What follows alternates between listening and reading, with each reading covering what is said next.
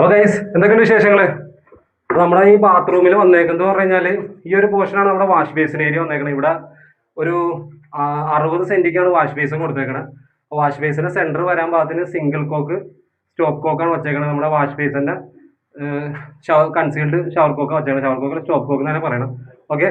പിന്നെ അതിന്റെ waste line ഇവിടെ ഡയറക്റ്റ് സെന്റർ തന്നെ കൊടുത്തേക്കണം. തൊട്ട് അപ്പുറത്ത് ഇപ്പുറത്ത് ബാത്റൂമായിട്ട് ഞാൻ അപ്പുറത്തെ ബാത്റൂമിലായിട്ട് കണക്ട് ചെയ്തത്, കാരണം ഇവിടെ കൺജസ്റ്റഡ് ആവുന്ന ഏരിയ.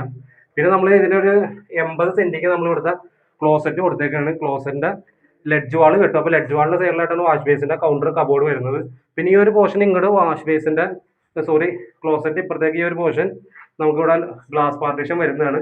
അപ്പോൾ അത് കഴിഞ്ഞിട്ടാണ് നമ്മൾ ഷവർ ഏരിയ കൊടുത്തേക്കുന്നത്. ഷവർ ഏരിയ നമ്മൾ കൊടുത്തേക്കുന്നത് 90 സെന്റിക്കാണ് ഷവർ ഏരിയ കൊടുത്തേക്കുന്നത്. അതിന്റെ സെന്ററായിട്ട് നമ്മളിവിടെ കൊടുത്തേക്കണം സീലിംഗ് ഷവറാണ് കൊടുത്തേക്കുന്നത്. 8 അടി ഹൈറ്റിൽ സീലിംഗ് വരും. പിന്നെ 2 വേ ഡൈവേർട്ടർ ആണ്. പിന്നെ നമ്മളിവിടെ കൊടുത്തേക്കെന്ന് പറഞ്ഞാൽ ലിനിയർ ഗ്രേറ്റിംഗ്സ് അവിടെ കൊടുത്തേക്കണം. അപ്പോൾ നമ്മളിവിടുത്തെ ഡ്രൈ ഏരിയയിൽ ട്രാപ്പ് ഉണ്ട്. അപ്പോൾ ഈ ട്രാപ്പ് ഗ്ലാസ് പാർട്ടീഷൻ്റെ ഉള്ളിലായിട്ട് വരും. അത് കഴിഞ്ഞിട്ട് ഈ ട്രാപ്പ് ഇത് ആദ്യത്തെ ഒരു ഇതിന് മുന്നേ ചെയ്ത വർക്കിൽ നമ്മൾ ട്രാപ്പാണ് കൊടുത്തായിരുന്നത്. അപ്പോൾ അവർ പറഞ്ഞു ട്രാപ്പ് വേണ്ട, ഇങ്ങനെ പൈപ്പ് വെക്കൽ നല്ലത്. അപ്പോൾ കുറച്ചൊരു കമന്റും ചെയ്തായിരുന്നു ഇങ്ങനെ പൈപ്പ് വെക്കൽ നല്ലതെന്ന്. അപ്പോൾ അതുകൊണ്ട് നമ്മൾ ഈ ഒരു വർക്കിൽ ഇവിടെ ഒരു 2 ഇഞ്ച് 2.5 ഇഞ്ചിന്റെ ഡ്രെയിനേജ് പൈപ്പ് ഇവിടുത്തെ ഈ 1.5 ഇഞ്ചിലായിട്ട് കണക്ട് ചെയ്തേക്കാം ട്രാപ്പിലായിട്ട്. അവിടെ നിന്ന് നേരെ പുറത്തേക്ക് ഇട്ടേക്കാണ്. 4 ഇഞ്ച് ഇതുപോലെ വെന്റിട്ട് ഇങ്ങോട്ട് പുറത്തേക്ക് ഇട്ടേക്കാണ്. ഇവിടെ ലെഡ്ജ് വാൾ വരും.